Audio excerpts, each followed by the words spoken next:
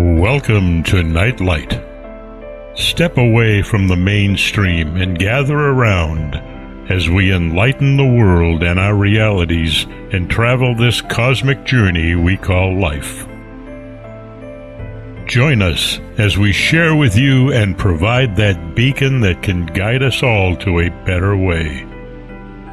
Explore with us as we examine a metaphysical montage of spiritual insights, covering everything from the mundane to the magical, UFOs to unicorns, and everything in between. This is a time of awakening, of sharing and evolving, of spreading our wings and soaring on the cosmic breath of creation.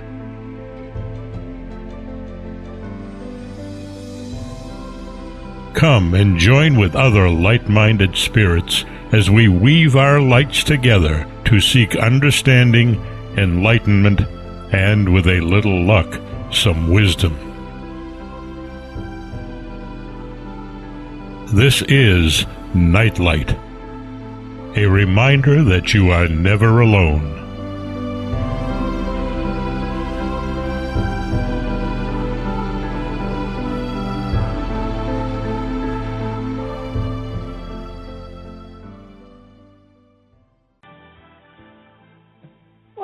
Good rainy afternoon to all of you, and to those of you who are in the chat room, to those of you who are electronically listening, to those of you that are archivally listening.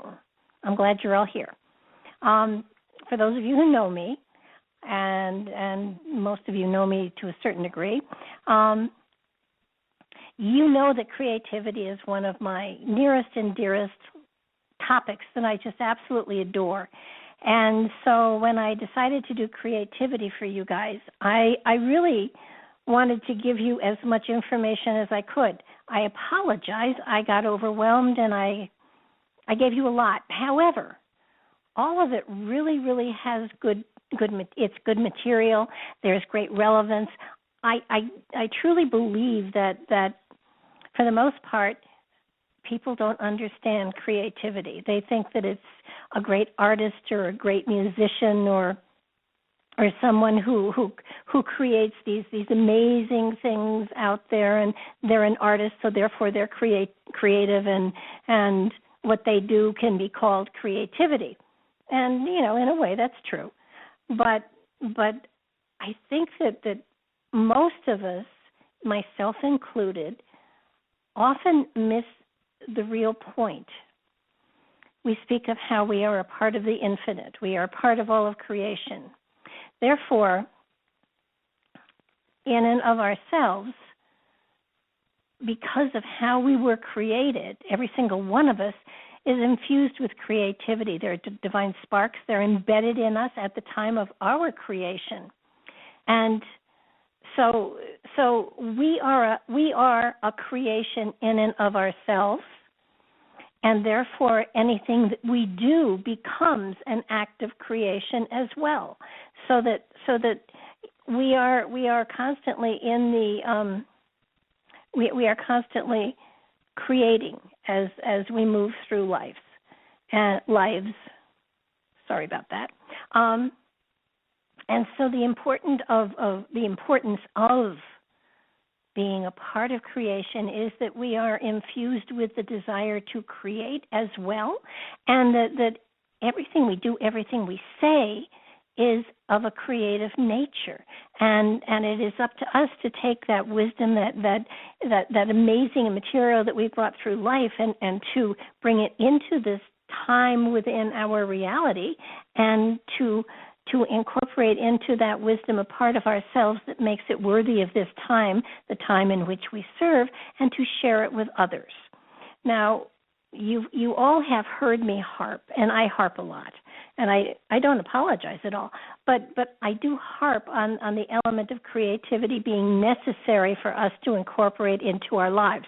The reality is that we all have that creative spark inside of us. We all have that piece of the infinite, that piece of creation that wants to, in in turn manifest within this reality a part of itself. And when we are not utilizing our creativity, we feel stuck, we feel bored, we feel depressed, we feel bored. It's an element that needs to be expressed, and you don't have to express it as a great work of art. And when you do allow that creative nature to flow through you, and we all have it, and you have to understand it's a part of our link to the infinite. We all have it. It's hardwired into us when we're born. So it's something that we can all link into, touch into, and utilize within our realities. It's not a talent. It's a gift, and there's a difference.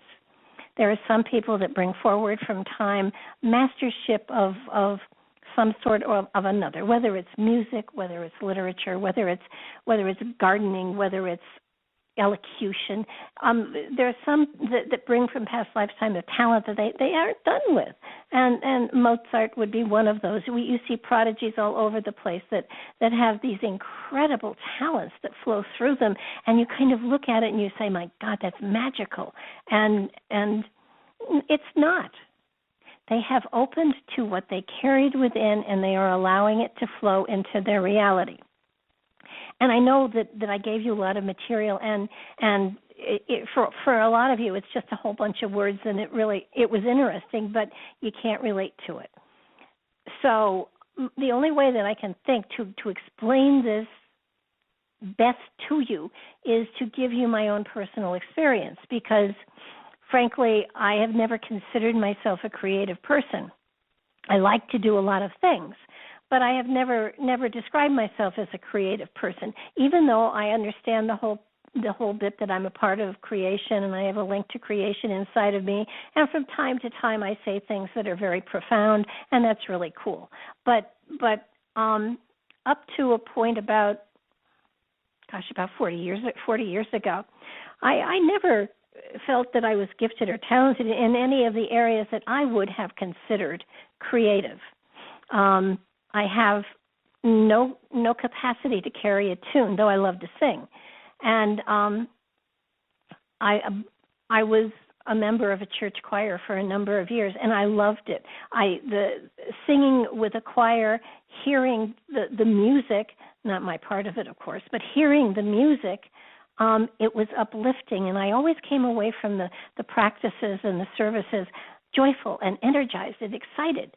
And, I never put the two together, that it was the music that was lifting my spirit, that I was taking part in a creative process, albeit maybe disharmonious to some. But it never occurred to me until later on that I realized that I was creating. I was helping to create a piece of music, albeit not the best part of it, but I was a part of all of that, and the perfection and the joy of others around me took me with them, and we soared, and it was amazing. And if you fast forward a little further, I always wanted to draw. I've never been able to draw. I can do an eye, maybe an eye, or maybe a flower too. I was pretty good at flowers, but the element of becoming an artist, was a desire. But given how I behaved in art classes in high school, it became fairly evident that I did not have the eye of an artist nor the whatever of an artist. That in my perception, I was not an artist. When I took part in the spiritual development circle that I started in, there was a homework assignment every week. And it was to write something, or it was to do something. I mean, every week there was an assignment, and we shared it with the class the following week. And one of the assignments one time was to create a mandala for someone else in the class, and we drew names.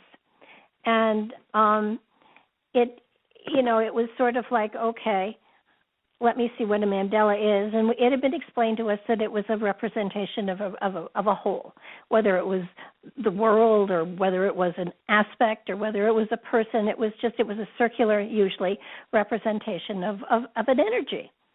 And I had been good at using a compass and a ruler and stuff like that, and I liked colors. So I sat down and I created a pattern for the person whose name I had drawn, and it felt good. It felt right. And so I colored it in, and then I sat and I stared at it for a while and sort of floated with it. And before long, I was getting information that I wrote down that, I thought, well, and I wrote down whatever I got and shared it at the class, and everybody just went ooh and ah. Now, to me, it was not that gorgeous, but to others it was. And the information that had come through was very appropriate. And then others asked me to do the mandalas for them, and I certainly did them because I had nothing to do that summer anyhow. So I just painted mandalas for people and wrote up the little write-ups. And it started out with maybe a page and a half, and it grew over the years to about 20 pages. But anyhow, it got to the point where I did hundreds and hundreds and hundreds of them. They're all over the world now. And if you go on my website and look at the Mandala Gallery, you can see several hundred of them that I have put up there. But at one point in time, I decided, I could do a deck of cards. I could paint the cards, and they would be a different kind of oracle deck, and there wasn't anything out like those. And so I figured, okay, I'll do a deck of cards. This would be really cool. So I did, and I was teaching school at the time, so I was going to school, and I was there from 8 to 4, and I got home at 4, and I started to paint, and I painted until about 4 in the morning, and then I got a couple of hours sleep, and I went back to school, and it was, I never missed a day of work. I never missed a Little League game. I have never been more energized in my entire life, and as I look back on it now, and I was more joyful, more excited, more energized than I have ever been in my life. And sometimes I didn't even know the time that had passed. It just felt like it was, holy mackerel, I've been painting for 12 hours. I got to get an hour or so of sleep. And in essence, I had tapped into that part of me that was a part of the infinite. And I tell people all the time, I did paint them, but they came through me. They're not of me. And that's the high that so many artists talk about. And I'm just like everybody else. I guess I really want to let you know that even though you don't think you have that connection, even though you don't think you have the capacity, that's just your left brain talking, and I would not pay attention to it. So it's sort of like it's an amazing time of enlightenment. I wasn't so much thinking anything as I was feeling the moment, and that's what creativity is. And whether you're a great artist like Tchaikovsky, and I put that information about Tchaikovsky into the material if you want to read that. It's sort of like everybody has the capacity to do this.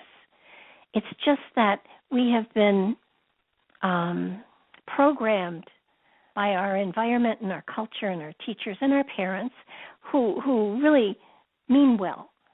But we've been programmed by them to not do things that are of a creative nature, but rather to conform and do what is expected of them, to get a career, to do the career, to have a wife and family and 2 cats and a half and a dog, and all of that stuff. But the essence of it all is that we have, in many ways, cut ourselves off from that creative nature that is within us. And if you can reattach yourself to that creative aspect, if you can open those channels of creativity, spiritual energy connects you to the infinite, and it flows through you, and it energizes you, and it just changes your life so dramatically. It's unbelievable. And I thank you for the invitation going to an art class, but do understand that if you are following another's form, if you are following another's pattern and not being true to that amazing spirit that you have inside of you, that you are restricting your creative process. It's sort of like nobody told me that watercolors were supposed to look like that. Nobody told me that what I did was beautiful or anything like that. I was just doing it because I was having fun, and that's what creativity is. And if you notice, the very first thing in your material that I sent you was this thing from a woman who, when she felt stopped, when she hit brick walls, when she felt depressed or tired or whatever, she got her crayons out and she colored. And that was the part. It's creative, and if you're enjoying it, it's just amazing. And what you get from the experience is, and she just uses any old coloring book. I tell people to download meditations, not meditations, mandalas. And you become absorbed in the intricacy of the creation process. You open that channel and magic happens. And it doesn't have to be a coloring book. It doesn't have to be mandalas. It doesn't have to, and that's the other thing when we were talking about meditation last week. You create your own, whatever it is. And if it's, and sometimes, guys often have trouble with this process because they often think, well, I'm not going to paint and I'm not going to mold and I'm not going to do pottery, and so I'm out. But sometimes, if you've ever watched men that are totally into a sports event, they have let go of all frustrations, all anger or disappointments. They are into the game. They have shut their intellect off, and they are creatively being in the game. That it was just amazing, and so you can absolutely click into this male or female. Have you ever watched a mechanic totally absorbed in working on an engine? They don't hear anything around them. They're just into the mechanics and they're into what they're doing. That's the creative process. Have you ever seen someone who is very successul in business and can do presentations that keep you so absorbed you can't believe it? That's creative. They have taken their words and they have created a harmony of spirit and words that catches you and takes you along. Anytime you've been anywhere and you lose track of time, you have been involved in a creative experience of some sort. And it's important for all of us, men, women, children do it automatically. It's just that as we get older, we forget. And we get responsible, supposedly, and we keep putting ourselves in smaller and smaller and smaller boxes until we feel claustrophobic and angry and depressed, and we don't know why. And the reason why is because the creative energy inside of us is being shoved down to as small a speck as it possibly could be. And I am suggesting that all of you become weird and strange and different. And because the more you create, the more different you become, the weirder you are, the more you don't give a damn about the structure of and don't break laws. That's kind of dumb. But have you ever gone to a restaurant and eaten a meal backwards, just for the fun of it? Have you ever started with dessert and then gone for the main course and then gone for the soup, the salad, and the appetizer, and surprised people and made people smile or laugh or think that's really cool? There's no reason why we have to conform. The whole world has become Stepford. Not neat, but the whole world has become so used to being conditioned in certain molds that they can't break out of them. And it's so important for us to do that. It's so important for us to be creative. It's so important. Trust me, Bright, you can eat a meal that way. And there's room for an extra dessert, which is probably not the best part of the whole thing. Well, it was that's what I like the best. But no, most people, don't do things the same all the time. We all have such unbelievable patterns. It's just phenomenal. For the hell of it, I turned day into night, for a while, just to see what it was like to get up at 6 o'clock in the evening and go to bed at 6 o'clock in the morning. And it was amazing. The creative juices flowed. There was amazing energy all over the place. I didn't have the distractions of the day that normally we do. And, I wasn't rushing for appointments. It threw the cats off tremendously. But aside from that, gives you a different perspective of the entire world. And it's important for us to do stuff like that when we come into each lifetime. We are programmed. We are pre-programmed for our passions, our talents, our gifts, our wisdom. It's all there. And as we grow, as we become more and more integrated into our environment, all of those pre-programming things that happened before creation, before we stepped into this reality, kind of get shoved back further and further and further until we forget. And then we become a part of this physical, mundane reality. This is supposed to be a place that we learn in. This is supposed to be a place that we discover our links to the infinite, and we sort of celebrate with our higher consciousnesses. And most of us get stuck with the ego. And I want to kind of do a sidestep here just a little bit. They have left brain, right brain. One is mental and one is spiritually oriented. And for those of you that have trouble remembering that, I listen to Jeannie Robertson whenever I can, and she speaks of her husband who is left brain. That's intellectually organized, and then the right brain becomes the creative side. Our brain is not where our soul is. Those are the two channels that our spirit uses.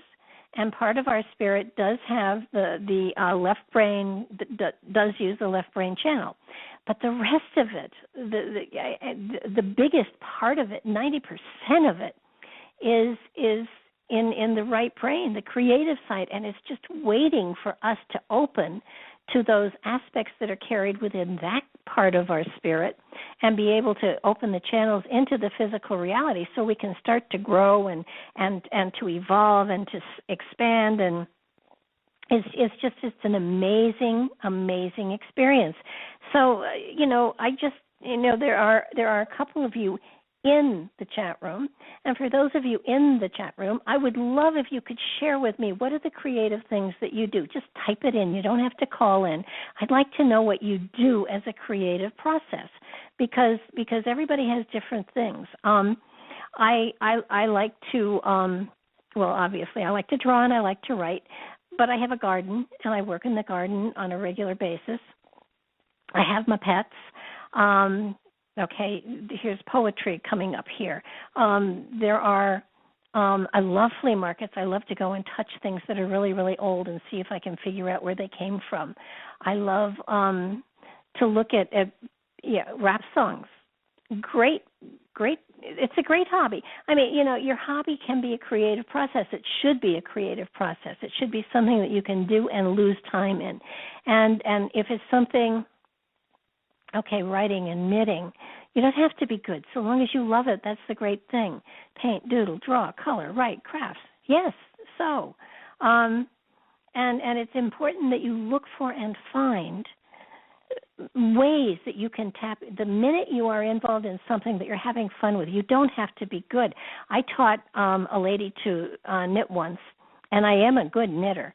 And she kept dropping stitches. She kept creating holes, and at one point she said, "Oh my God, look what I've done." And I said, "Well, you just created a new stitch, but you didn't need that stitch this time, so let's, repair it and keep going." But it's meant to be something that if you're learning something new, a new craft or a new anything, then your creative process juices are really flowing, and there's so many things you can exercise. That's a form of creativity. Dancing, singing, decorating. Yes, pictures are just stuff you put up. Yes, you're changing your reality. You're allowing your juices to flow. My juices usually, have in the past flown into my credit cards, and creativity should not cost you money. Okay. Yeah, learning how to crochet is fun. I mean, what you're doing, you have to understand is what it is, the process it is with knitting, with crocheting, with needlepoint, with any of that kind of stuff, or even poetry sometimes. What you're doing is turning your ego off and allowing spirit to flow through you. I have a friend who does genealogy, and she can learn days. She can lose days. And it's impressive. I lost a whole winter with her. We spent 6 hours a day on the computers doing our genealogy, and we were on the phone as well, and it was, I can't find this so-and-so, and she would find it or I would find it, and it was an amazing adventure. And before we knew what was going on, we had lost like 6 hours, but we were also so juiced it was unbelievable. So creativity has so many medicinal, medical, things that you can lose yourself in. Stephanie, yes, that's it too. She loves to travel to foreign places and lose herself in the culture and the language. I think language, yes. So it's allowing yourself to expand, and you see, our physical bodies, our brains. The brains, like I said, are just the channels through which the spirit uses to communicate with us. And it is our intercom, so to speak. And the spirit itself is what radiates from us, so that it becomes our aura to a certain degree. And auras are different from chakras, and I'm going to go into chakras one of these days too, just to sort of help to tie all this together. But you have to understand that you don't have to, but I hope you begin to understand that creative is not just doing something that's pretty. There are lots, and you can tell if someone who has painted a picture, you can tell if they are a technician or an artist. You can tell by listening to someone on an instrument if they are a technician or if they are an artist. They are a technician if they have learned the mechanics of something. But if they aren't putting their spirit into it, if their spirit isn't involved in it too, if they aren't expressing their spirit through whatever it is they're doing, then it's not creative. I mean, you can please go to art shows at some point in time, or even, well, no, actually, if you went to museums, you'd find the artists. But go to art shows or flea markets, or look through pictures on the internet. You can tell when spirit has touched something. You can tell looking at somebody's garden if it has been meticulously planted and organized, or if someone who has love and joy has been out there working with the plants. You can tell. The plants can tell. I when I moved into this house, I did not have gardens, but I had them in the previous house, and my house is built upon a gravel pit, so you know what my dirt is like, and so I put up beds and I created a pattern that I liked, and for one summer I traumatized a credit card greatly, and I planted these huge gardens, and I thought, oh, this is going to be really cool. Whatever lives, and whatever doesn't isn't meant to be here. And I didn't have soil. I had a gravel pit. There was a little dirt there. But because I was so involved in it and I was so loving what I was doing, everything grew. It was as much a shock to me as it was to everybody else. But I have a garden that looks like it's been here for decades and decades and decades, and it's been here. And if you go on, you'll see there are pictures of it someplace, or on Facebook. I every now and then put a picture of it up. It looks like it's an established garden that has been here for generations, and it's not. It's less than 10 years old. But I was putting so much of myself into it, and it's not something that you consciously do. It's something you either have a love for or you don't. And if you're going to art school to learn the technical stuff of it, then you're shutting down those creative avenues. I mean, if you feel you need the technical stuff, fine, go get it, and then ignore it. It's sort of like Reiki. if you really have healing in your hands, you don't need Reiki. You don't need the symbols. You don't need anything. You just need to trust yourself and allow yourself to flow with whatever is coming from inside of you, because that's even better than any kind of Reiki. Reiki isn't that old. It hasn't been around that long. But if you trust to the creativity within you, the richness of spirit you bring into this lifetime, the flow of the energy that you feel, then magic is happening. And magic means that spirit is working through you. And it's your spirit, by the way. It's your connection to the infinite. Please don't ever think that it's somebody else working through you. It is your spirit working through the physical body that it is residing in for this lifetime. It is connected to the infinite, the source of all creation. There's a direct line. And you've opened that line when you trust yourself and when you trust your hands. So and when you go to do a creative project of any sort, please don't feel that you need to pray, that you need to focus, that you need to. I mean, if you have to clear your mind, that's fine. Go and do it. But what you're doing is opening yourself up to the magic that you carry within, and everybody has it. Because if they didn't have that connection to the infinite, they wouldn't be here. And please don't go into zombies. They are not true, at least the way that the movies are,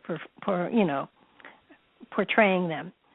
But I want you to understand that if your life in any way feels like it's not fulfilled, that it's not rich enough, and I don't mean money, if you in any way feel that there is something going on and you don't know what it is, I want you to understand that if you are not using your creativity in any way, shape, or form, that is where the absence comes from. Now, people who really know how to touch into and have touched into and are using their creative spirits, I mean, here you've got cool stuff. Here, it just flows. Some of you have listened to me do readings and just click in and let loose. I'm only letting spirit talk through me. I'm only trusting my higher consciousness is going to say the appropriate things. And 99 times out of 100 it does. I think it mostly does, always. But, nobody's perfect and nobody's absolute. At least I'm not. I know that now. And nobody, if you're perfect, you're not here. So the reality here is that when you trust that creative spirit inside of you, magic happens. And I call it magic. It really is the manifestation of spirit within your life. And it's you impacting your reality with your creative talent, gifts, and abilities. And I think there's something else that you have to understand, that the creative aspect within you,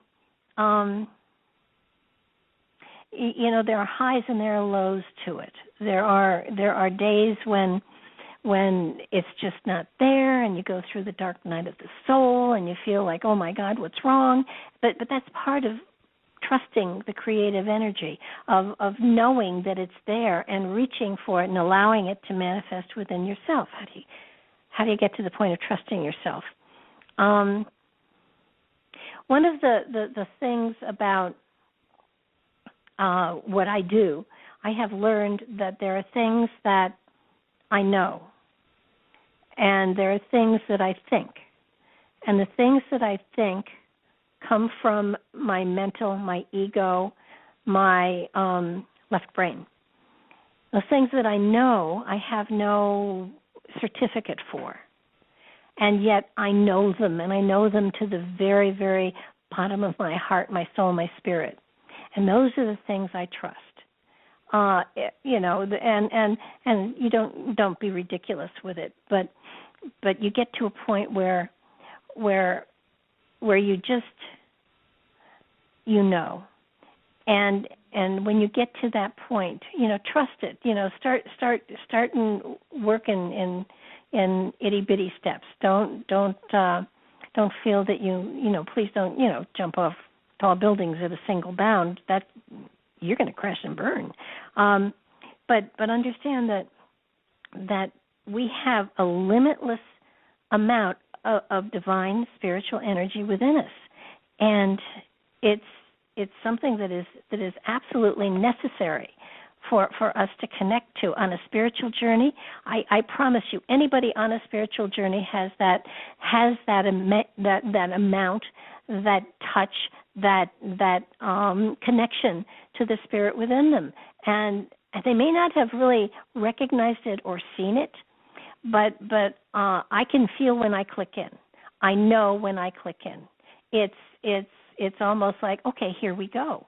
And one of the ways that I am training myself to recognize that and to allow that is when I do the radio shows, when I click in, when I do a spirit circle, when I click in.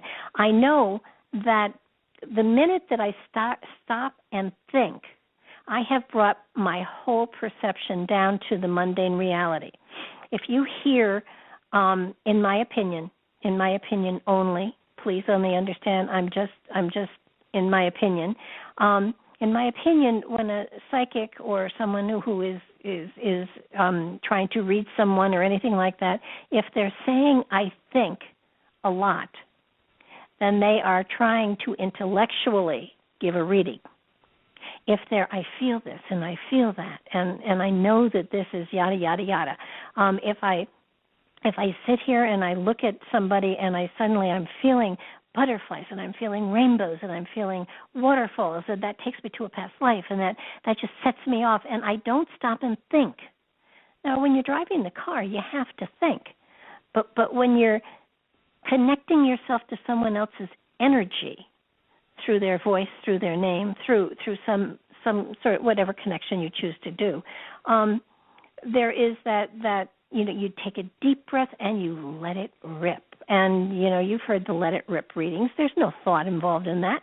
It's just letting it flow. And, but I'm talking about reading because that's one of my hobbies. That's one of my ways of expressing my spiritual energy within this reality. When I designed a mandala for somebody, I would take their name and I would close my eyes and I would think their name and I would think their name, and then I would feel their name. And then I would feel their name. And then the feeling took a step beyond the thinking, and I would see patterns. And before I knew it, I was, I had my stuff out, and I was drawing a pattern, and then I stared at the pattern, and I didn't think what would look pretty here. I went, what do I feel for this? And I would get a color, and that's what it was. And I don't believe there's a mandala out there that doesn't have a pretty good balance of all of the colors, but I felt them. I didn't think them. Now, a lot of you are kind of wondering, how do I apply this to my everyday life? Where do I find my places to put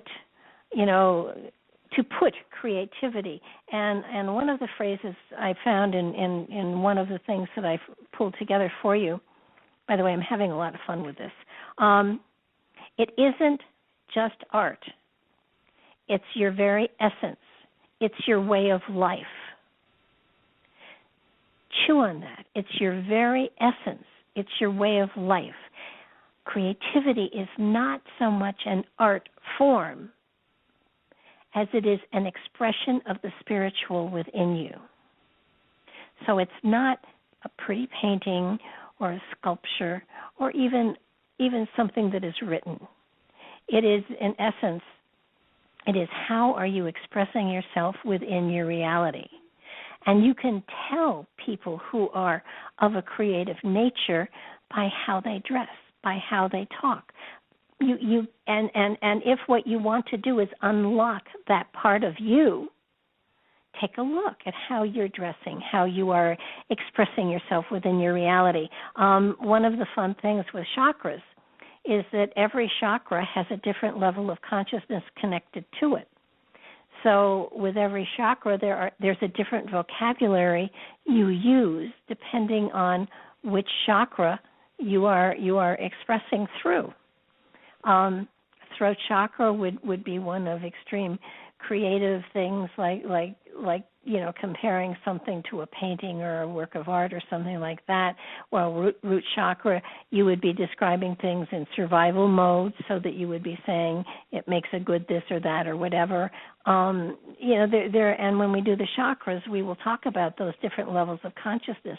But understand that how you use your words is a form of creation. How you express yourself to one another is a form of creation. I think the one they used was I love you. Now, those are just words, but it depends upon how you manifest that. How are you showing love? You show love creatively by doing things for another person, by kindness, by gentleness, by compassion, by being able to show it through a gesture, through a tone of voice. There are many different ways of doing that. And let's hit the guys, because there are a couple of guys here. You use your words as a form of art. You use your words so that you are able to express yourself to people so they understand what you're saying and how you're saying it. You use nuance. If you're in business, you have to creatively put together business plans. You have to creatively work with other people. You have to you should not just say, I can't work with him because he's stuck up or he's stupid or he's ignorant or he has a hard head or whatever. You take a look at the situation, and here's where your creativity comes in. If a person is difficult to deal with, how do you work around and through him without causing some sort of conflagration? Tongue isn't going where the words are. And we can do this with everybody in our lives. And I have found it so much fun to approach people that look difficult because I like a challenge, and try to not only make them smile but make them laugh, and feel that there is a warmth coming from them as much of a warmth as I'm sending to them, to break through the ice that they have surrounded themselves in, and not for any purpose, not for any reason, not to get something out of them at all, just to see if I can do that. And once you understand that you have this power to my God, to sway audiences, to be, if you want to be, if it feels like it's something that you are longing to be. I mean, we're all charismatic. We just all don't practice it. We all have the ability to sway the masses with our words and our voices, yet we don't choose to go that way. We have free choice, we have free will, and everybody has their own thing that they want to do, and their own, we're all down here for different reasons, and we're moving and going through different situations. But I have found that when challenges came into my life, rather than being devastated by them, and rest assured, I mean, my share of tears and feel sorry for me and woe is me and pity party, and then it's like, okay, how can I creatively get through this so that I get something really positive from it and I learn? And no matter how devastating the situation has been in my life, always there was that moment when I stepped back and I said, okay, I'm supposed to learn something here. And it may not be evident at first, but how can I at least ease the pain? And when my husband passed away, within 2 days I was counseling other people whose husbands had passed away and helping them over the hump. And somebody said to me, don't you think that's a bit ridiculous? You should be healing. And I said, this is how I heal. And not only that, but I think my comment was, if I am not able to function and move forward, then I am a hypocrite and I should shut up. And I truly felt that way. It was I believe that we go to another place. I believe that we're in a better place. And even though I didn't see Patrick there immediately, even though that they don't let me see much for myself at all, but I knew that he was okay.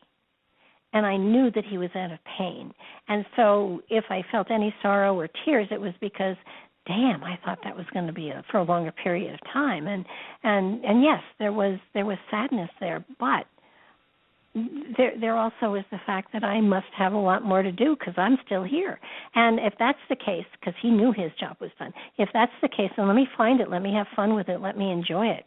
And even though by trade I am a teacher, a school teacher, I haven't done it for 20 years. And this is so much more fun for me because this has become a hobby. This has become something that has enveloped my life on many different levels. And the fact that doing this for you guys, I'm learning so much too, is the other part of it that's so amazing. Creativity is discovering more and more and more about yourself, and getting more and more and more into the attachment to that higher consciousness, that spiritual consciousness that is there for all of us. I think that it's important also to understand that it's an outlet. It's an amazing outlet. And when we feel claustrophobic, when we feel as though we're stuck in place and we just can't move, the reality is that what's going on is that we're not using our creativity. We're not doing things that are creative, and you don't have to. Again, the Sistine Chapel's been done, so's the Mona Lisa. I mean, we have to find other ways of being creative, but it's sharing your inner joy with other people, and you don't have to be good at it. And trust me, I'm not good at most of the things that I do, but I have such a good time. It doesn't matter. I spent an entire day with my granddaughter melting beads in my daughter-in-law's good Pyrex dishes and creating sun catchers. Creativity also should not cost money. I mean, if you get so that you're really knitting a lot of stuff, that's okay. I'm okay with that. But please don't feel that you have to study hard to become creative. The thing you have to do is to open yourself up to what's already in you, and allow things to flow through you. I think that's the important thing you need, I hope, to get you to understand. Creativity is already inside of you. You don't have to do anything. It's already a part of you. It was one of the it wasn't, what's the word I'm looking for? It wasn't an add-on to your coming into this lifetime. It was a part of you. It was part of the total package. And it wasn't something that you had to intentionally add on. Creativity is a part of you. You are creation. You are a part of the Creator. You are a creation of the Creator, and in turn, you become the creator for other aspects that you release into this reality. It's such an amazing experience, and if I can get you to try it, I'm going to feel like my work here is, well, not all my work here is done, but it's sort of like it's sort of, it's not my work. I figure I look upon it as I plant the seeds. If you want to grow the plants, you grow the plants. If you don't, that's okay. They're out there. Someday they'll take root and they'll grow. If not this lifetime, another lifetime. But I want to also go back to to Reiki. Reiki is something that it's only been around for a while. It is not an ancient technique. It was developed for people to use on themselves, and it's a wonderful method for people who aren't sure, who are insecure, to learn. And they give you symbols. You don't need the symbols. They're all on. If you Google Reiki symbols and you click images, they're all there. But what it does is it gives you greater confidence if you learn it in a class. But please don't be held back by the structure of the class. It's sort of like they give you the skeleton and you elaborate it as much as you like. You take it wherever you want to. Once you have felt the energy in your own hands, once you have felt the heat that will come from your hands, then you know it's there, then you know how to get to it, then you've clicked into that aspect, and then you let spirit take over. You let spirit move you where you need to go. I can't tell you how many massage therapists that I've been to that say, well, I learned the technique, but it just felt better going in another direction, and they did. And that's what makes them really, really good, and that was what makes them artists, and that's what makes them the better massage therapist. Excuse me. Stephanie asked if I feel you need the attunements. The attunements are great. That's what I took Reiki for, but you don't need them. But if you feel that they would help you, then you do it.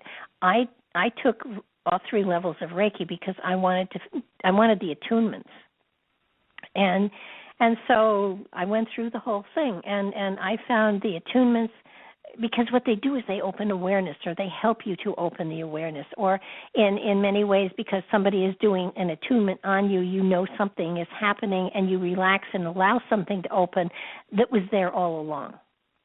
So if you feel the attunements would help you, and I did, 1 and 2 I felt were fabulous. I didn't feel anything on the 3rd, and the same practitioner did it for me. But that's just me, and everybody's different. I would love for you guys to start to reach for aspects within your life that you can put your creativity into. It can be how you speak to each other. It can be how you get your way. I don't fight. I don't argue anymore. I will debate with people. I love debating, but I don't argue, because argue is pointless. But if you find that you're getting into a situation where there is a disagreement, there have to be creative ways to solve problems, to solve issues, without getting into a confrontation of any sort. And I feel that it's really, really important for us to understand that if we use creativity in all aspects of our life, that we are totally open to spirit, and spirit can come in and make magic happen in our lives. I want to take you back to the cards. I did them. The cards actually, true story. I used to do psychic fairs, and when I was doing the psychic fairs, I was doing gem casting and I was doing psychic art. And it felt like, this was the next step, but I felt very uncomfortable with tarot cards. I have nothing against them. There are wonderful practitioners that utilize cards, and they do a magical spiritual job with them. But for me, the standard tarot felt negative, especially when you had a positive and a negative. And, if it's reversed, oh, my God, there's going to be trouble. And the death card, holy crap, what's going to happen in my life? And so after these psychic fairs, after 2 glasses of wine, I just decided to let my feelings out. And of course, I took off on tarot cards. And many of the other readers read tarot. And So after a while, they got sick and tired of hearing me tell how negative I felt they were, and they finally kind of did what I call a psychic intervention, and they sat me down and said, now look, if you can't, and I was saying I could create a deck that would be positive and nobody would be scared of, and they said, if you really think you can do it, do it. And until then, shut up. And so I took the challenge, and 9 months later I had a deck, and I put it down on the table, and I said, okay, here it is. Make it be nasty, make it say something negative, go ahead, I dare you. And they really tried for almost 2 hours, and they said, okay, you're right, you did. It's a good deck. And so I commenced to trash their cards. But that's as far as I really ever intended it to go, until a friend of mine who owned a restaurant said, there's somebody here who wants a reading. That deck you just did, could you come over and do a reading? And I said, can I have a free dinner? And she said, yes. And so I went. And the woman I read liked them very much, and she said, you have an extra deck. I'd like to show them to a friend of mine. And I looked at my friend who owned the restaurant. She said, she's okay. I know where she lives.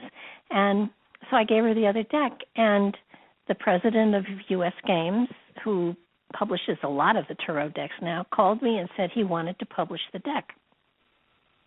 I had never thought about publishing it. I just wanted to prove my point to my friends. But it got published.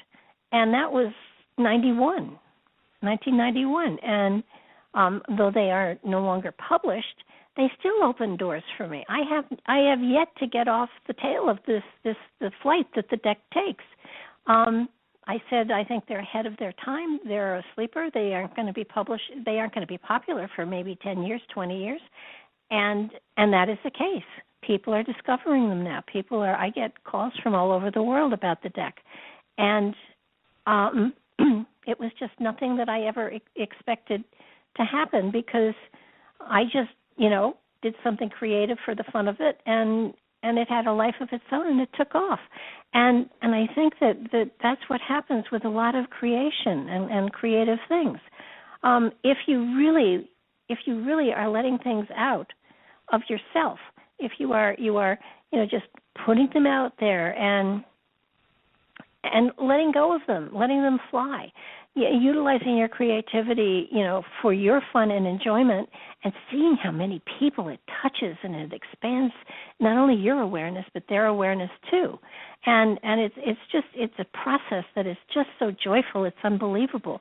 And they one of the tools that somebody, because there are whole bunches of ways of expressing or of getting into your creative process, and I think there are 20 different ones, but don't wait for inspiration to strike. It will strike you when you least expect it. There are creative gazing. There are a lot of them, and one of the ones that I really liked was talking to your board of directors. And I can't remember here where it is exactly. Of course, I tried to really put things in here. Well, anyhow, it's creative board of directors by picking 6 people, alive or dead, real or unreal, and assigning them to your board of directors. And whoever this was had Yoda as one of them. And seriously, list them as your 6 board of directors, whether they are, let's take 6. Give me 6 people that would be a good board of directors for inspiration. Come on, chat room, type 6 people that would be great for inspiring and giving wonderful knowledge to someone who was having a difficult problem. Yoda has to be one of them, because I think Yoda has wonderful thing to say.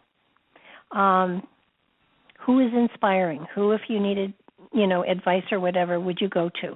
Alive or dead, real or unreal? You all have a keyboard. Come on, give me 6 people and I'll explain to you how they do this.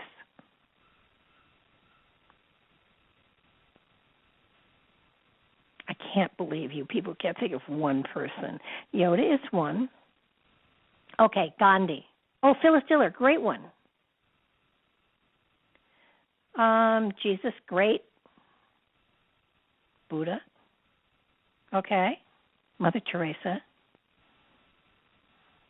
Let's just hope your problem isn't something of a mundane level, because Yoda and Gandhi, Mother Teresa, Jesus, Christina Aguilera, terrific. Charles Schultz, yes. Eckhart Tolle, yes. Nikola Tesla, absolutely. Okay, so you have six people. So your problem is, let's take something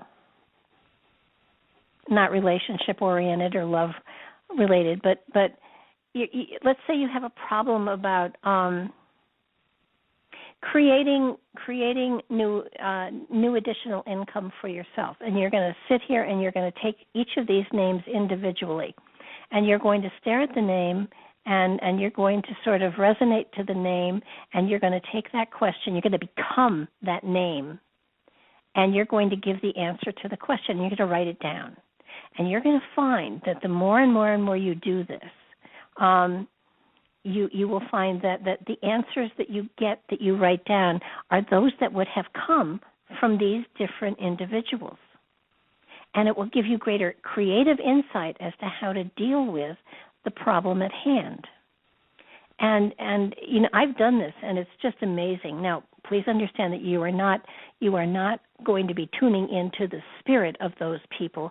You are going to be to your higher consciousness, and you are going to allow your higher consciousness to give you advice and information according to the the pattern that that person had within their life. And it's just amazing how the information comes. I was doing this is a wonderful thing to practice, and I recommend that you do it.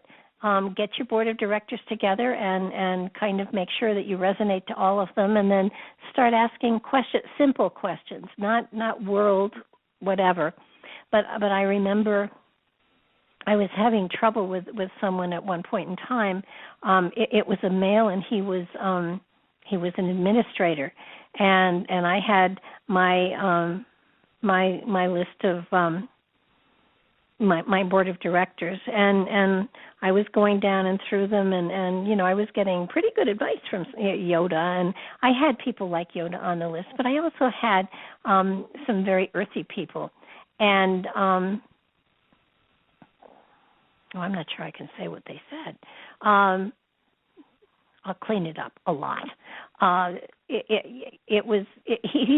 man was an administrator that I was taking graduate classes from, and I was having difficulty getting through the class because the material just didn't resonate to me, and I wasn't able to I just wasn't able to get the hook in, and so many of my board of directors gave me really good advice, and the last one was my comedian, and the comedian's answer I thought was hysterical, and it was like, don't bother with the rest of them, just sleep with a man. You're halfway good in bed, you'll get an A.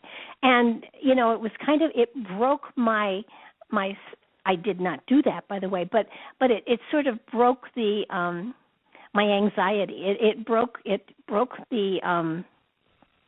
part of me that was scared stiff, the part of me that said, oh, my God, I need this class to finish this master's degree, and I don't know what I'm going to do.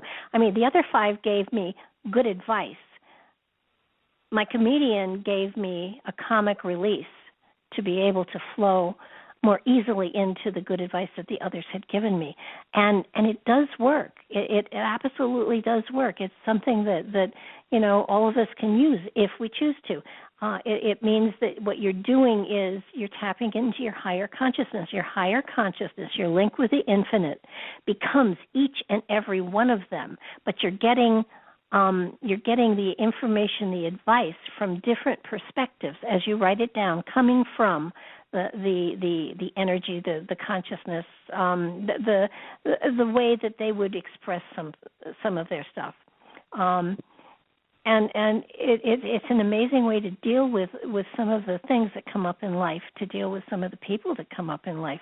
And it gives you a new perspective as to your entire reality. Creativity is just the coolest thing ever, and it's free. It doesn't cost us anything. It's already there. It's standard equipment on the soul and the energy this lifetime. Thank you. It finally came to me. God, standard equipment. Can't believe I couldn't think of that. Creativity gives you greater flexibility in your life. Have I ever channeled Yoda? Yoda was a teacher. Yoda was a guru. I do believe that there are times when guru-ish stuff comes out of my mouth. Not sure it comes from Yoda. And I like to think that I had lifetimes when maybe I was a teacher that had some of that deep inner wisdom that just, resonated to everybody, and everybody went, whoa. But you have the ability inside of yourself to create those aha moments, and I love those aha moments when suddenly the light shines through and everything is dispelled, and it's like, holy crap, why didn't I see that for myself? I was so blind. And the reality is that we don't see those things because we're programmed to have a certain way of dealing with this lifetime. We really are programmed to not be creative. We're programmed to not be creative by teachers, by parents, and it's not a mean thing, and it's not a terrible thing, and they aren't doing it intentionally to create robots, though they are. They do it because they love us and they want us to be able to survive within this reality. And hopefully we're coming to a time when we can be creative and survive. I think that in a way because of the economy, because of what's going on within the world today, a lot of people are finding themselves that their jobs that they thought were secure are no longer secure, and they're cast adrift upon the sea of eternity, so to speak. And when people come and they say, I just lost my job, and my response is always, oh, thank God. You're so lucky. That's so wonderful. This gives you the opportunity to finally break loose of all of that mold that you've been trying to fit yourself into, and crack it all open and just burst out and be the person that you were meant to be. You came down here to be wonderful and creative and joyful and manifestational, and you're miserable now, so that didn't work. So, the corporate way, the way of everybody else, didn't work. So obviously you are so unique, you have to find that creativity inside of you, and you have to follow it. And so those people that lost their jobs, that their careers are belly up, it's great, it's wonderful, it's change, it gives you a chance to be you. And yes, it's difficult to sometimes you have to do 2 or 3 part-time jobs to get to a place where you can find where your true magic is. And when you find your true magic, I promise you, I guarantee you, I've lived it, I've experienced it. When you open to spirituality and you allow it and you embrace it in a profound way within yourself, magic happens. Money comes if it has to. When I was teaching, I taught for 25 years, and I was still doing this work too. And people kept saying to me, you have to do the spiritual work full time. You really need to do that. And my comment back was always, are you crazy? I have 2 master's degrees, and I've taught for 25 years. Do you know what I would have to give up in order to do this work full time? When I retire, I'm going to do it full time. But until then, I have to feed myself. I have to do this work. And the work, though I love the children, became it became not fun anymore because of the structures that were imposed upon teachers. We couldn't touch the kids anymore. We couldn't hug them anymore. We couldn't we just couldn't put a hand on their back to help them anymore. I was overwhelmed with paperwork on all of the kids, and if the state came in, if I wasn't teaching something that was on their IEP, I was chastised. So it was not a pleasure anymore. So I said, when I retire, I will do this work, full time, but not until I retire. So I said it one time too many, and be careful when you speak, because let me tell you something. The universe is listening. So anyhow, I said it one time too many, probably more than one time too many. But anyhow, so I had a car accident, and the car accident gave me vertigo. So I was not able to be in the classroom. I was out of the classroom for over a year. And yes, Queen, I will be taking a call. Just let me tell my story, and I will call. I will open your mic. So anyhow, I was literally forced. They stopped my paycheck. They did all sorts of things that was not fun. And because of the accident and everything, I had and a child in college, I had great debt. I had horrific debt, and the bills piled up and piled up and piled up. And my mother finally said to me, I was living with her, and she said, I can give you a roof over your head and food, but I can't pay your bills. What are you going to do? And I said, well, I've been told for a long time that I should do the spiritual work full time. This may be the opportunity. And she said, well, are you going to continue your readings? And I said, no, because I have to really know that the universe wants me to do this. I don't want to go off half-cocked, because I have a tendency to do that. And so I said, I'm not doing any of the spiritual work. I'm going to wait and see just what the universe wants me to do, and I'm truly going to wait. And I had I don't know, it was over $5,000 in debts that were staring me in the face, and the debt collectors were calling, and it was not a pleasant experience. And somebody said to me, have you applied for SSI? And I said, I can't get SSI. I have a job. And they said, no, you're disabled now, so you can. And I thought, well, all right, I'll go apply for it. And I did, and I was told that it could take 6 months to a year, and I'd probably be turned down and have to and I said, okay. A week later, I was approved, and I got a check in the mail retroactive to the accident for $5,000. And I immediately, paid up what I could and caught up. And my mother said, okay, great, now you're going to go back to this and do your readings. And I said, no, my paycheck was a lot more than that, a lot more than what they're giving me on a monthly basis. And so another 6-7 months went by, and the bills mounted again. And my mother said, I don't know what you're going to do. And I said, I'm going to wait, because I really, if this is what I'm supposed to do, I know something will happen.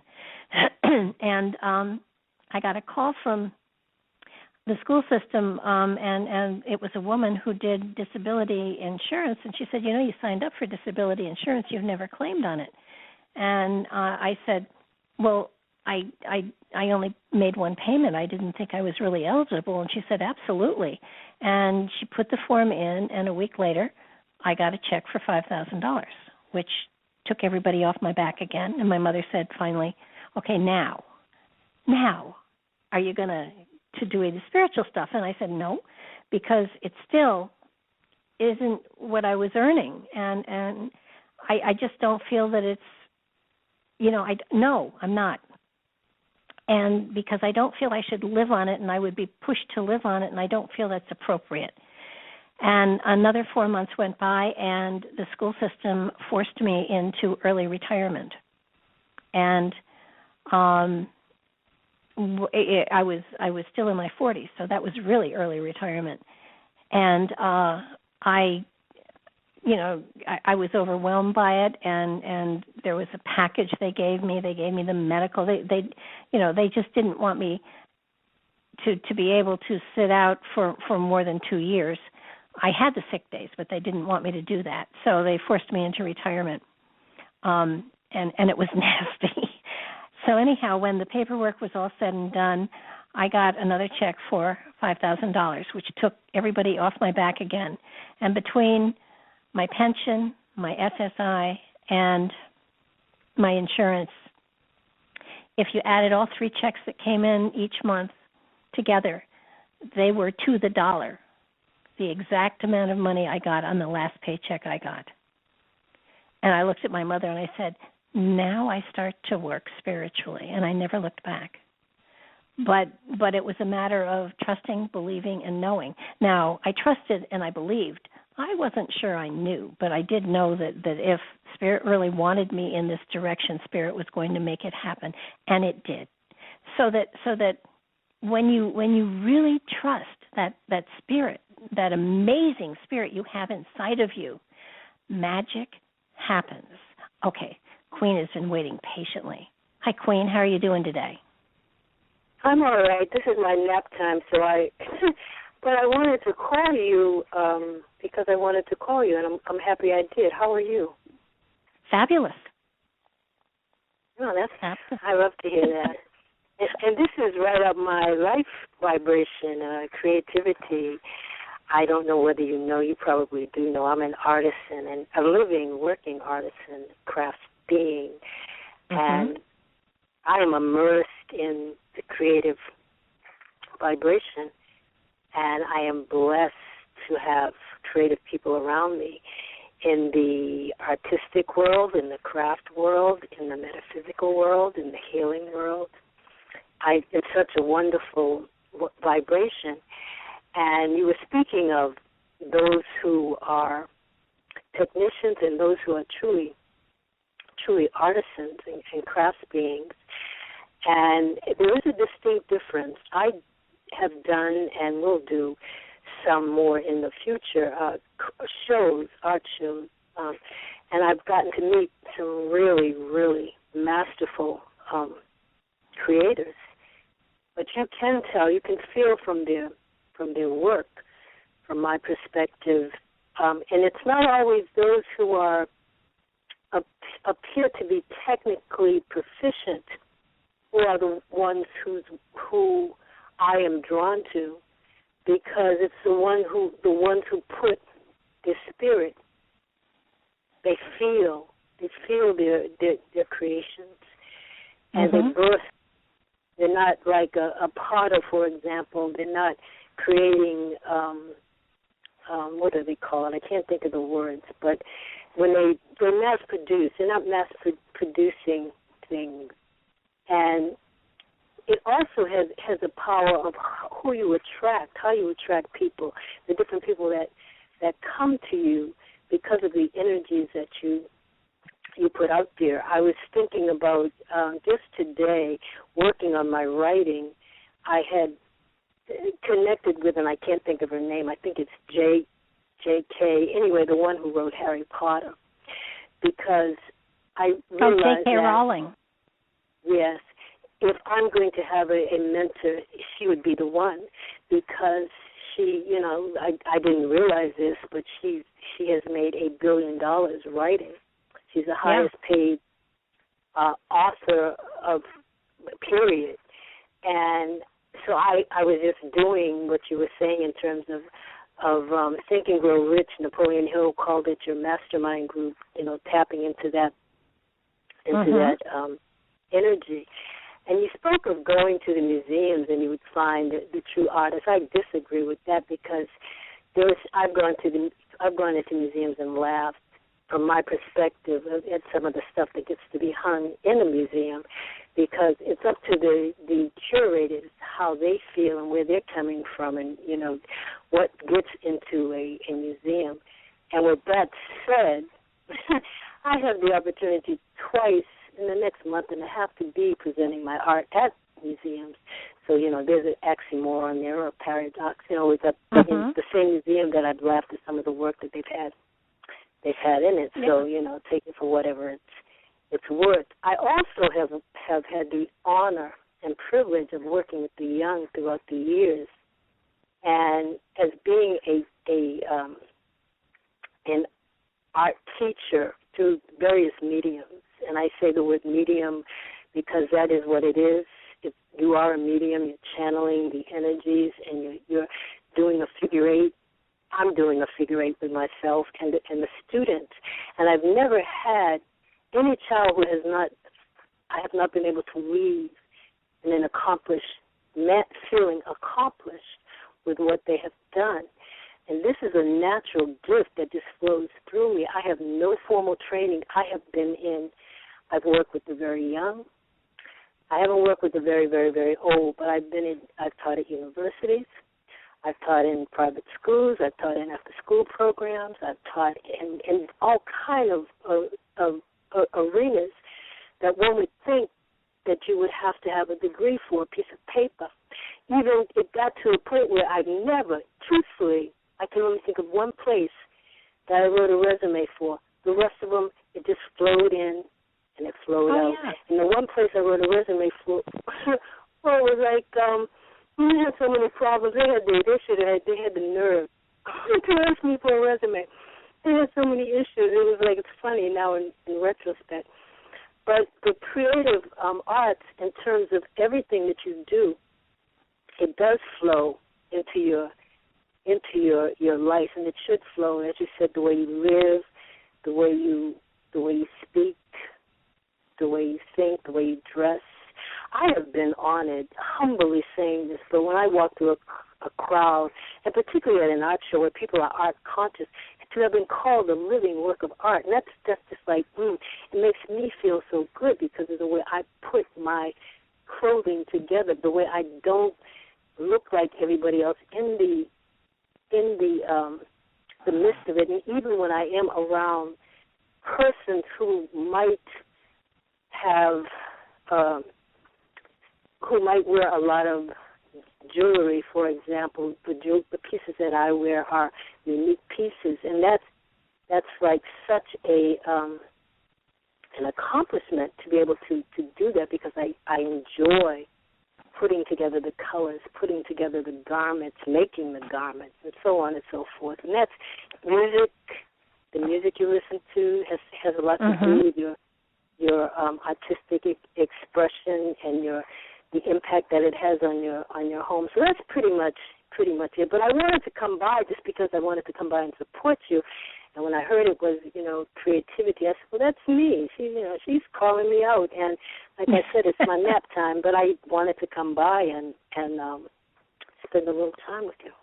Well, thank you so much. I know that, it's you can actually look at things and you can feel the soul of the spirit that created them if they put it into them.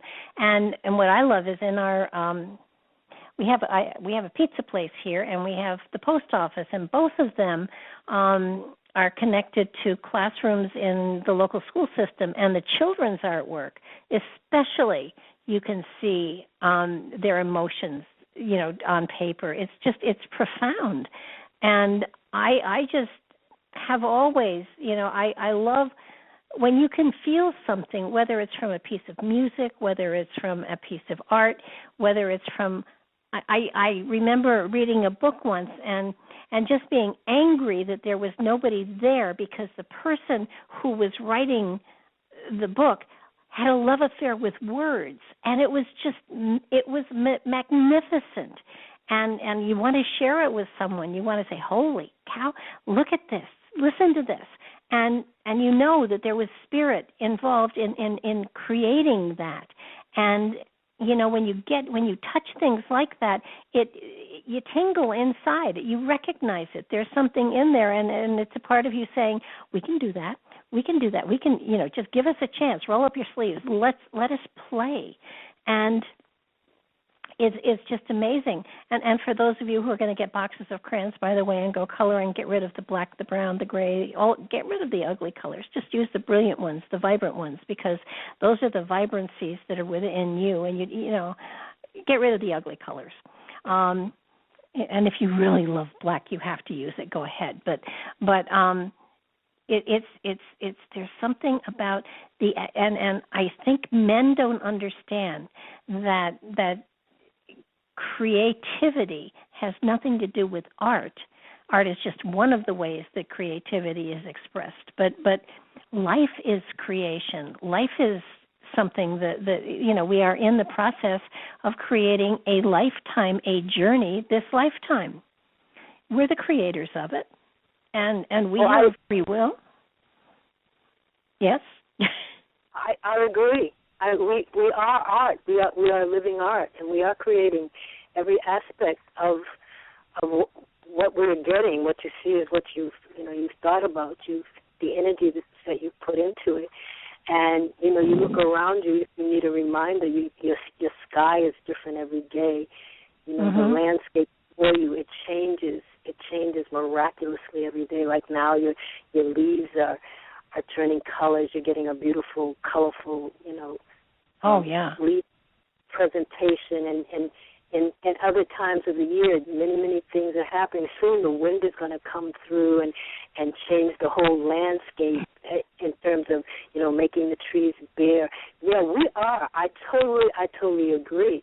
And those of us who work in the creative arts and are tuned in, have that one upshift of others, at least from my perspective, that has helped me to understand the creatress and her part in my life. Gardening, as you spoke of, that she is Mother Nature is the ultimate teacher, and she gives you colors. She gives you the being patient, and you spoke about there being at times when it flows and times when it doesn't flow, and those are the ebbs and flows of life, and understanding that there's other things, there's multitudes of other things that are happening while the seed is being nurtured in the ground and waiting, and while that sprout is coming up, and then you're waiting for the first leaf, and then you're waiting for the flower, and you're waiting for whatever. It's miraculous, and creation is, like I said, this is my this is who I am, and who we all are, but I am aware when I am in my highest state of mind. that is who I am and what I am, and to be able to draw upon that broad, D-R-A-W, and I have been drawing upon that to bring to you, out of you, what it is that you require. And even in those darkest times, like sleeping, you can access. It's waiting for you to access it. And I'm glad that you had the topic today. Oh, me too. Me too. Of course, there is homework, so it's going to be interesting to see how everybody reacts to that. But I'm going to shut your mic off here for a minute here. I want you guys to really hear that, because what she said was so true. We are a creation of the Creator. We are now a creator in and of our own right, and our lifetime is our palette. So that being able to open and bring that creative spirit through from infinite intelligence, infinite wisdom, the God, whatever you want to call that power that's out there. And it's going to be amazing how it changes your life. I can't tell you the joy, the energy, the ebullience that the creative process can bring into your life. And again, it can be you create your own channel for that creative energy. If you want to just talk to your animals, fine, that's creative. Find a way to actually do it, because we can. You have to do it visually. You have to. Animals don't hear words. They see pictures, and so you have to be able to learn creative visualization so you can send the pictures to your pets, and they will send them back to you. They're very used to doing that. That's how they communicate. They communicate telepathically. So, that said, one of the ways of helping you to connect to your higher consciousness, to that, and it's not so much consciousness. It is the essence of the spirit within. Better way to put it.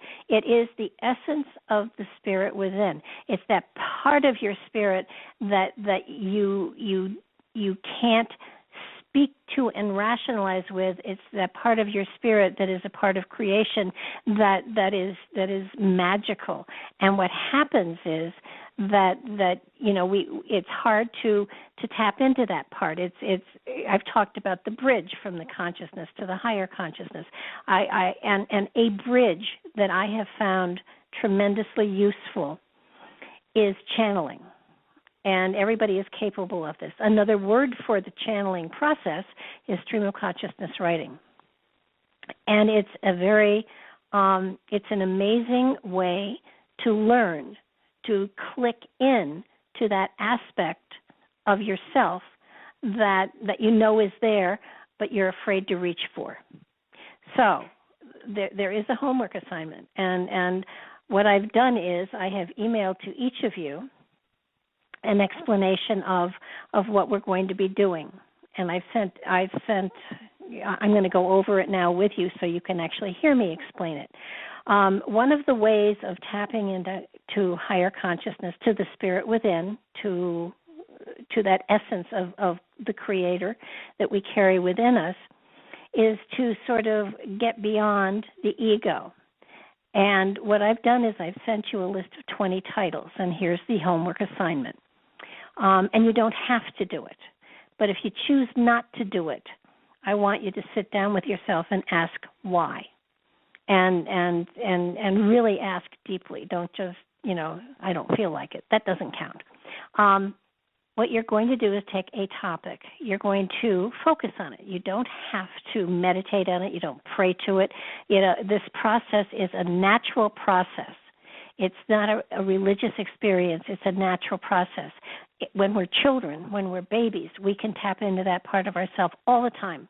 Easy, piece of cake, no problem.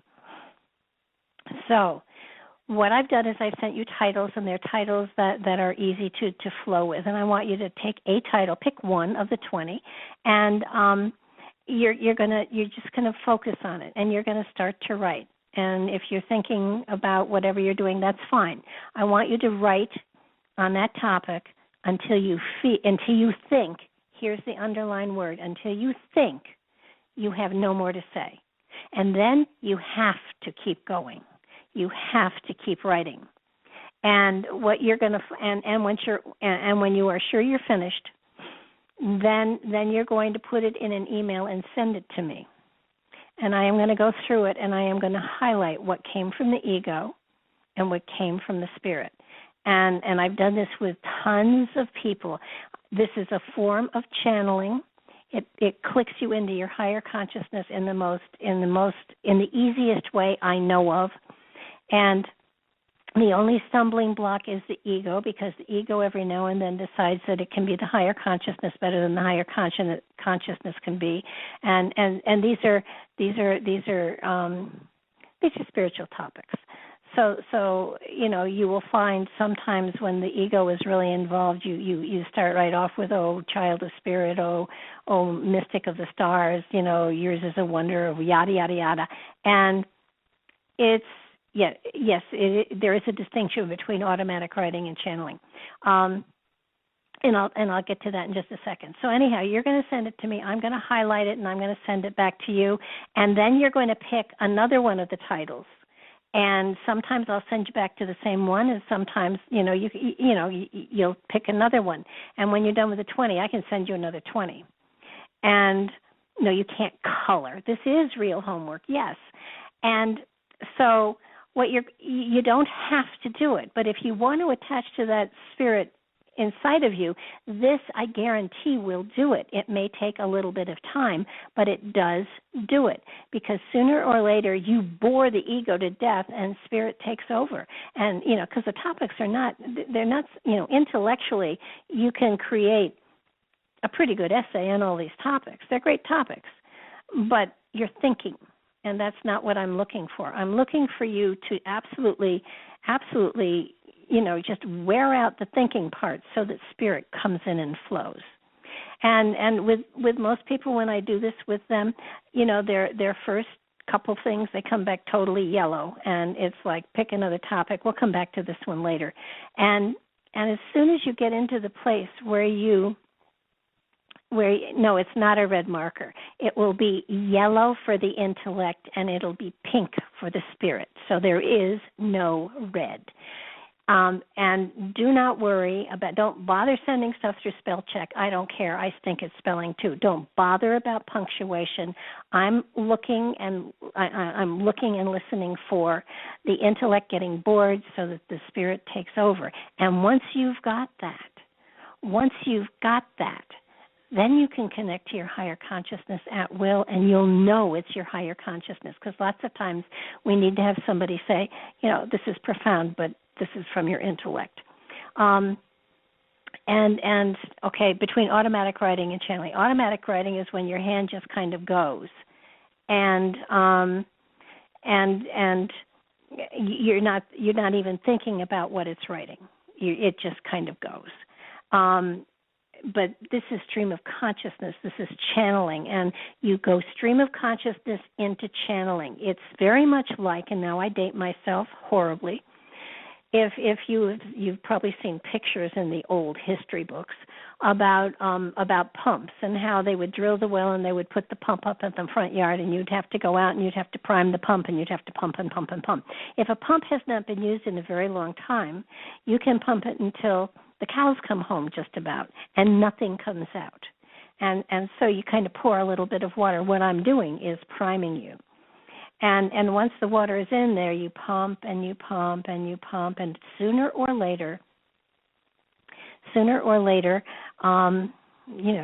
dead bugs and dead leaves come out. That's the ego. And then you start to get water, and you keep pumping and pumping, and then you start getting very, very dirty, mucky, icky water.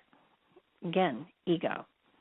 And after you've pumped for a very long time and cleared the channel, pure water comes out. And it's cold, and it's pure, and it's perfect, and it's clear. And that's what we're doing. That's what this exercise does. And you will know automatic writing versus channeling. Automatic writing, again, is when it's usually done with pen and paper, and that's when you just let your hand go. You're not thinking about anything. You're just letting yourself scribble or write or whatever. Channeling, stream of consciousness writing, leads into channeling. That's what they don't tell you that, but it does. Stream of consciousness writing, and I've had people that have written things like, I don't know why she's having me do this. I can't think of anything on this topic. This is so dumb. This is so weird. I hate this. I hate this. I hate this assignment. I don't want to do this anymore. And then sooner or later, then there are words of brilliance in there, and that's higher consciousness coming in. So, and channeling is, now, it's not a spirit. It's your spirit coming through. So it has nothing to do with another spirit working through you. It is your higher consciousness. And I want you to understand that you are not opening yourself up to another spirit, another entity. You are opening yourself up to your higher consciousness, to the spirit that is carried within. Truth Nova, please understand that's exactly what this process is. That's what the homework assignment is. And if you start, and to be perfectly honest with you, when I do this, when I let go and I allow the channeling on a topic, I know where it's coming from. Here's where some people get confused. It's not my voice. Now, obviously, it's not talking. It's not the way I utilize words. Sometimes when I'm working, on Chris's show or whatever, stuff comes out so fast. It is just not articulated in the way that I would normally speak, and yet they're my words and they're from my consciousness, and it's the spirit within that will be, that comes through. I am not bringing through another entity.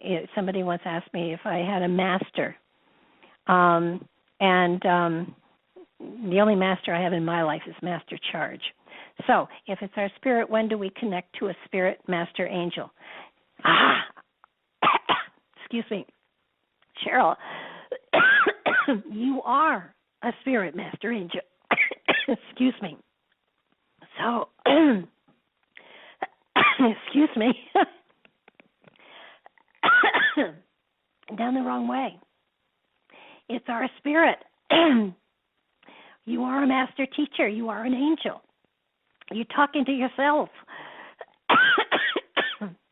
Holy mackerel, guys. I need a drink. Yes.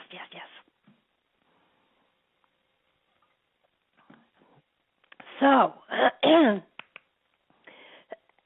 this happens sometimes when I do spirit circles too. So, you're talking to yourself. And if suddenly it identifies itself as Archangel Michael, it's you pretending to be Archangel Michael. This experience does not open you up to possession of any sort. When a channeler channels, they channel that master, guide, teacher, angel, spirit within themselves.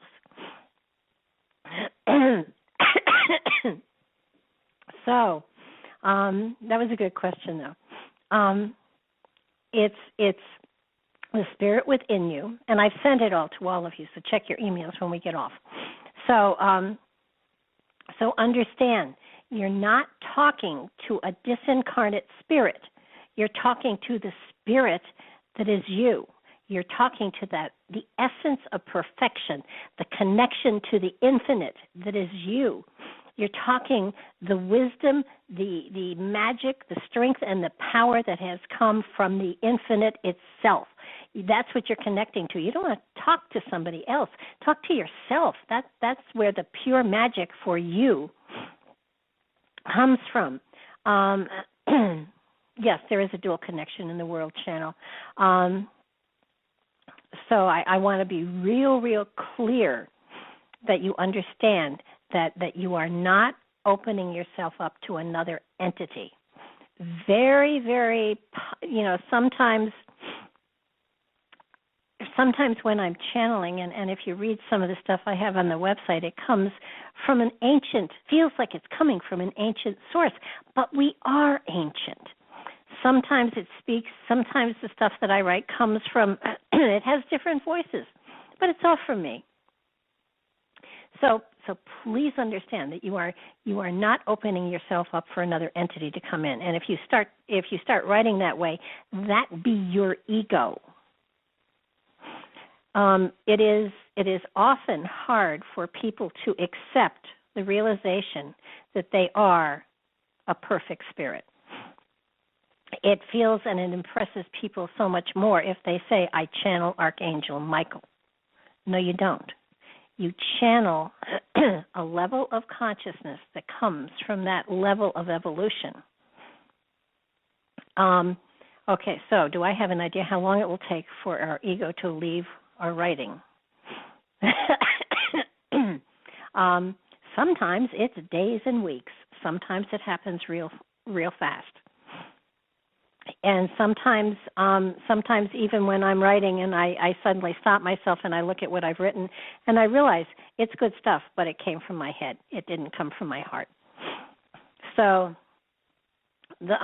it's important for and I think that and I know there are people out there that channel.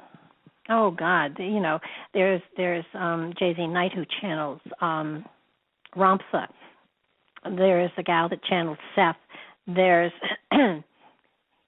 mediums, channels who say they are channeling an entity, are only talking to their higher consciousness. But there is an insecurity that people won't listen to them if they talk from themselves. So they say it's coming from Archangel Michael. So in a way, they don't have to take responsibility for what they're saying. The reality is that Archangel Michael probably has a lot of other important things to do. And I know at least a dozen people that say they channel Michael. And they don't. They channel a level of consciousness that our spirit goes to because it thinks that we need to have it with a different label that will accept the information better than. And sometimes that's true.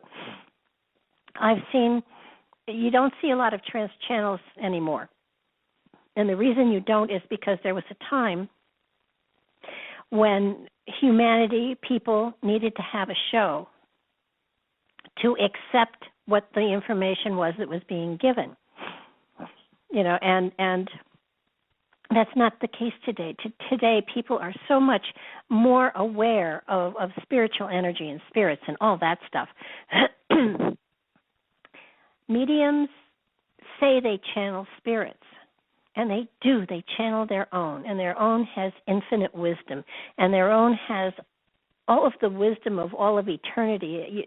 Your own spirit, the master within you, can go to the Akashic Records and look up anything it wants to. And Archangel Michael is an energy, is a consciousness, is not a person. It's a consciousness. It's a level of awareness, and we all have access to it. We all have access to Jesus, to Christ, to Christed consciousness. We all have access to the creator of all of creation. Okay, here's the other secret here. You don't have to meditate or pray before doing this. You don't have to do it at any particular point in time of day. I suggest that you find a time where you don't have a time clock ticking, where you can be quiet, but you don't have to meditate. This is that's the secret. Can I click in now and channel for all of you? Of course I can. Can I read all of you? Absolutely. Kaboom, kaboom, kaboom. Of course I can. It doesn't take meditation. It's a natural thing that we all carry. So I'm positive in my understanding Mini Michael in the level of his energy. We can take our consciousness to any level of consciousness we want. We can choose to go in and say, I want to go to, you don't say I want to go to whatever level, you take whatever level comes, but are you able to come from Christ consciousness? Of course. Are you able to come from the Creator's level of consciousness? Of course. You don't dial that in. You open to the spirit within you, and that spirit within you will come through at whatever level is appropriate for you at that point in time. That's why different channelers bring forth different information, different wisdoms. They all have validity for that person for sure, but not necessarily for humanity as a whole. So I know people who literally talk to their spirit guide or whatever. They're talking to themselves. And so when I talk about seeing master guides or master teachers for people, it's giving them what they need to hear and the information from that source that they need to hear. And don't worry, I think it's Eric. I know you're not trying to give me a hard time, and ask as many questions as you want. I want to be as clear as a bell for everybody. And some people can't do readings without meditations and things like that. That's true. Everybody has their own way of doing things. I'm telling you that you can make it as hard and as complicated as you need to, or as easy as you need to. Frankly, I like the easier way. But I think we were talking about something a while back about levels of getting into our own levels of consciousness, and somebody said that they had to have 6 steps or 12 steps. And if that's what you need, that's what you do. There is no right and there's no wrong. I'm trying to explain to you that it's your choice, that you will find a way to click in, and that's what you will do, and that will be right for you. I don't have the TV going when I'm doing my work. I might have some classical music playing, but I don't meditate. I just take a deep breath, and I let myself open to that part of me inside, and I call it my click-in. And everybody will find the click-in eventually if you keep at it. I did the Spiritual Development Circle for 7 years, and I figured it out. Well, I didn't really figure it out, but it happened, and I noticed the change. And I would often say to my mother, geez, I know I wrote this, but it sounds really good. And I wouldn't have written it. So you do whatever works for you. I know that this method works. I've seen it work with hundreds and hundreds of people that stick at it. Some people won't try it at all, and that's okay. Some people will get a little frustrated, and that's good. You should, but it gives you insight. It gives you a way to get to that space within you that is infinite wisdom and infinite consciousness. So whatever mode you want to go through, don't do too much ritualistic stuff. This is not a religion. This is a creative entity finding a way to finally create that bridge inside. If anything, it's technical. You have to understand that when you're praying to an external source. You're giving away your power. When you meditate, you're going within, which is far better. You're talking to yourself. And whether you want to call yourself a master guide, fine. Call yourself a master guide. You are. Call yourself an angel if you want to. You are. Call yourself a master teacher. You are. You are all of those things and much, much more. You are God. That's what you have inside of you. So please understand that if you choose to do this, and I'll keep this up as long as you guys want to. If you actually go through the 20 titles, I'll give you 20 more.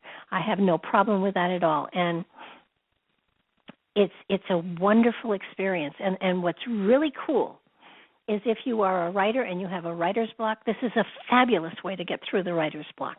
If you are looking to create something and you just don't know what to do, this is a fabulous way to open yourself up to new insight and new ways of doing things. If you're You can handwrite it or you can type it. It doesn't matter. It doesn't matter at all. Whatever you're comfortable with. And it's the same thing with the coloring. I firmly believe that the coloring is a wonderful form of meditation. It helps you to connect yourself to the creative inside of you. And that the woman whose thing I put up here in the front of the material I sent you, she just gets a regular coloring book.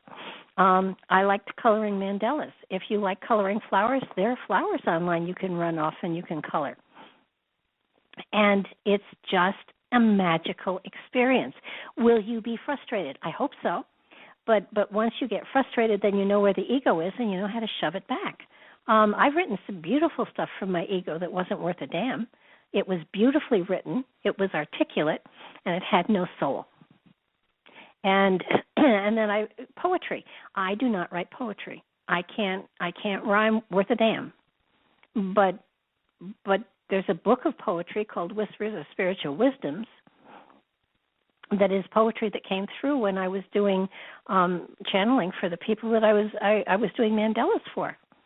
And it was amazing. And Patrick loved it, and I just thought I didn't think anything of it. Patrick published it. It's out there. It's a book. And what I'm hoping for is to get at least 5 or 6 or 7 or 8 or 10 of you, so that you are yeah, you know something. For those of you that are looking for work, for those of you that are in the process of looking to find a new place to take your energies and your creative energies, look at the resume and check it out. If you're following somebody else's form, then you're like everybody else, and you're not. When I was sending out stuff to try to get things going and things like that, I literally chose to do things differently. I sent out a disc that had a CD on it. I do it differently. Be different. Stand out. That's what people are really looking for. It's the creative people that bring the magic into the world. And let's face it, if someone hadn't been creative way long back, we wouldn't have the wheel. We also wouldn't have the computer, and we wouldn't have the cell phone, and we wouldn't have a lot of things. So that, and if your stuff is really good, we'll put it together, and I'll stick it up on my website so people can see what real channel material looks like. So, with or without your names, I don't care. But understand that it's an exciting adventure. You're going to discover a voice inside of you didn't know you had. And the more you pursue it, the greater the excitement when you actually find it and you actually click into that flow. I have at times been writing stuff, and I would, when my mom was still alive, I would say, hey, you got to come see this. I'm still typing. And she would come in and I'd say, isn't this wild? Look at what's going up on the screen. I have no control over this. It's so cool. And it was beautiful. And it was coming through me. It was of me. That spirit within me got carried away. And I was really able to hold a conversation with my mother while I was still and I don't type. I should add that. I don't type.